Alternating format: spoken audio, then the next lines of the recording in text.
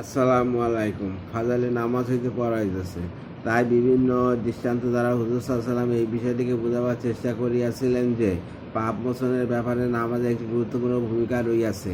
আল্লাহ তাআলার সীমাহীন দয়া ও দাক্ষিণ্য হইতেও যদি আমরা কিছু উপকৃত না হই, তবে তা আমাদের দুর্ভাগ্য ছাড়া আর কিছুই নয়।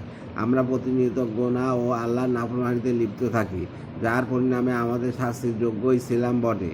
কিন্তু রহমানুর রহিমের দয়ার কোনো সীমারেখা নাই। তিনি আমাদের নাফরমানি এবং অবাধ্যচারণের প্রতিকারের ব্যবস্থা করিয়া দিয়েছেন। যদি আমরা এই সুযোগের সদ্ব্যবহার না করি, তা আমাদের বোকামি ছাড়া আর কিছুই নয়। আল্লাহর রহমতের ভাণ্ডার শুধু বাহানা খুঁজিয়া বেড়াইতেছে। হাদিস শরীফে বর্ণিত আছে, যে ব্যক্তি নিন্দাকালে তাহাজ্জুদের নিয়ত করিয়া নিন্দা যায়, অথচ শেষ রাতে নিন্দাভঙ্গ না হয়, তবুও তাহাজ্জুদের সওয়াব প্রাপ্ত হইবে। কত অপরিসীম দয়ালু তিনি! তার দয়াকে অবহেলা করিয়া বঞ্চিত থাকা চরম দুর্ভাগ্য ছাড়া আর কিছুই নয়। আল্লাহ হাফেজ।